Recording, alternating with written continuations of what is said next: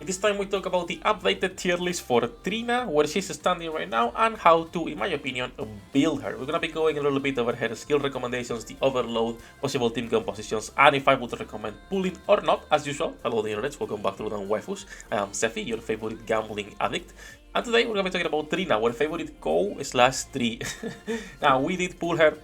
We're not building her, we were testing on a Scarrow's account and with the free one, because you can test this character with the free one, since the only thing you would be missing on the Union Rage is going to be the final max HP right here, which is still nice, but not mandatory, even though, considering she's supporting only Scarlet, is still a good skill.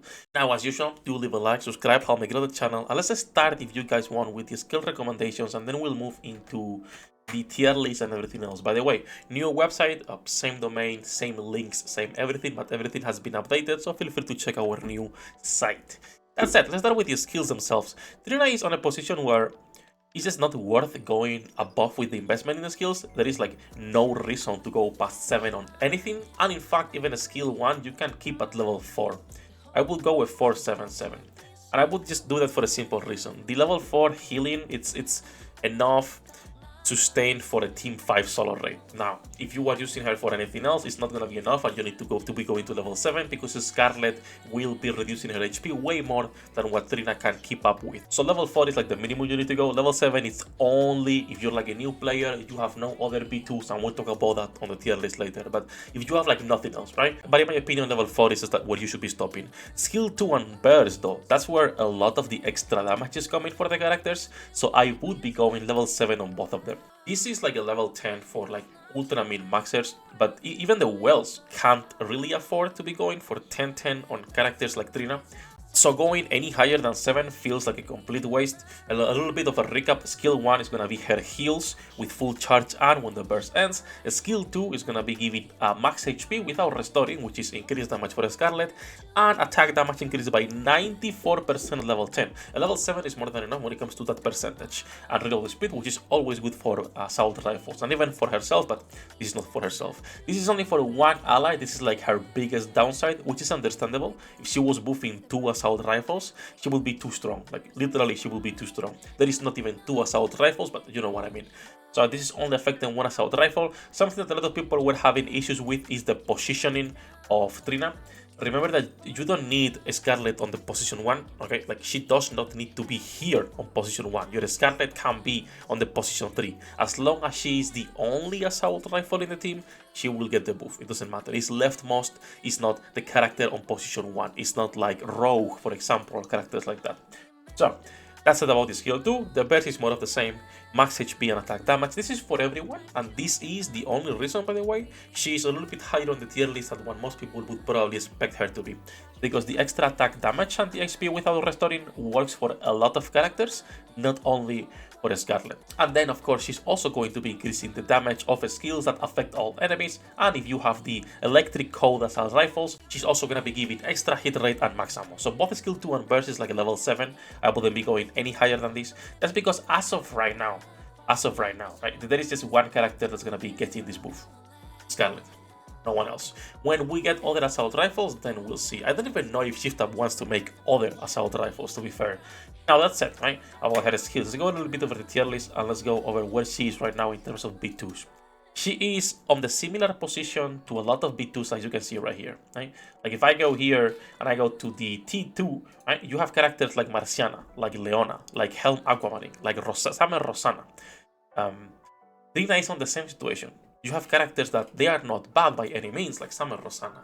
But how many times have we really used Summer Rosana, right? For a new player, they are still viable options. Same for Dola, Summer Helm. Outside of their element, outside of filler characters, if they're used as fillers, we don't really see them, right? Same for Miss Marcy. As much as I love my girl, but Trina is on the same boat because her burst skill is good enough for everyone to take advantage of, but the rest of her kit is just too specific and too niche. So a T2 works pretty well with her. Now, she has 2 flags, right? She has right now the elemental flag because she's gonna be used for electro teams, and also the Perium flag, which means she needs to be paired in this case with electric assault rifles in order to be taken advantage of. Now let's go a little bit over the build, the pros and cons, like I was saying earlier. There's a few things that are interesting with her, and even more so when it comes to her build, because this is a character that you don't even really need to build. Like, you don't care what cube she has.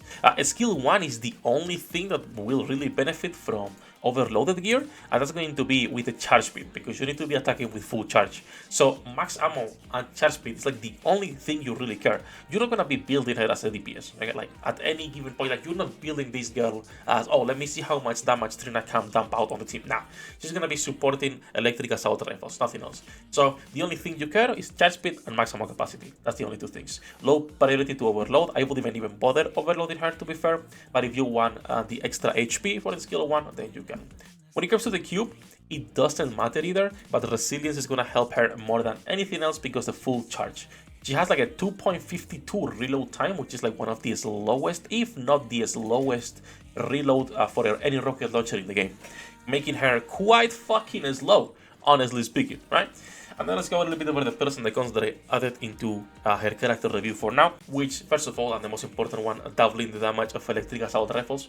This is not only doubling, this is more. This depends on your level synchro. Like, the higher your level is, the more Trina is doing for electric assault rifles. For me, it was double damage. When we were testing on a Scarrow account, he is like, what, level 800, almost 900, I think, at this point.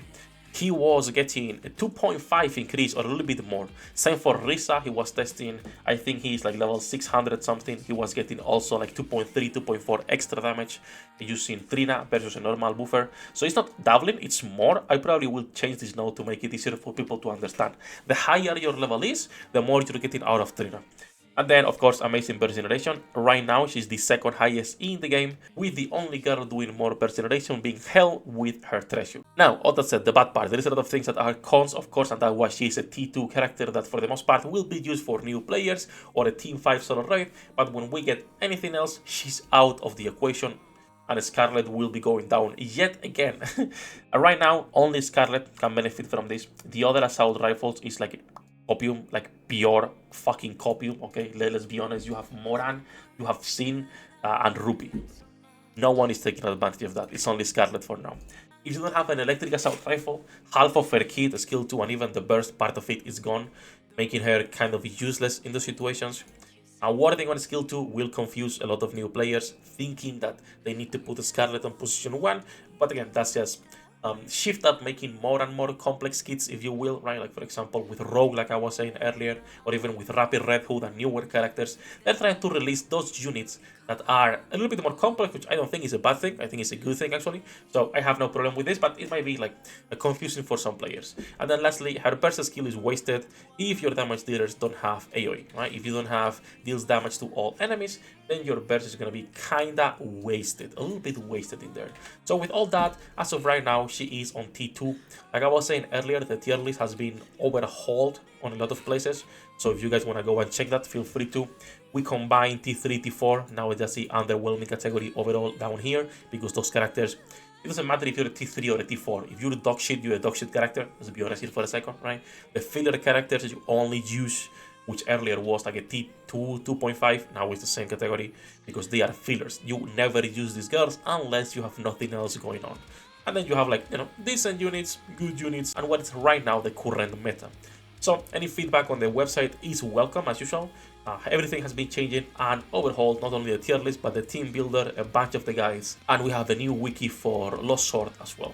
So all that japping, Trina T2 character. I know some people will agree, some people will disagree because some of the placements on T2 as well, but I think it's a fair placement for now. Once again, the moment we get any other assault rifle, Scarlet goes back to being forgotten.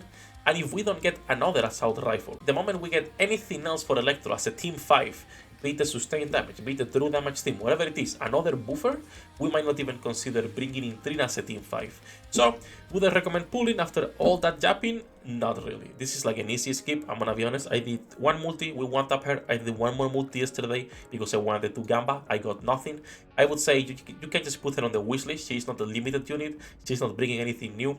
If you're a new player, just started playing and you get a copy, you can use her as your main B2 until you get something else from the current meta when it comes to Burst 2 girls. Now, all that jumping aside is gonna be for this video. As usual, we are live every single day. So if you wanna drop by, links in the description down below. Good luck with your pool dinner rates. I'll see you on the next one. 役立たずは楽園から追放するのみ。ブランとノワールのショータイムです。天地万物を切るとはこういうことだ。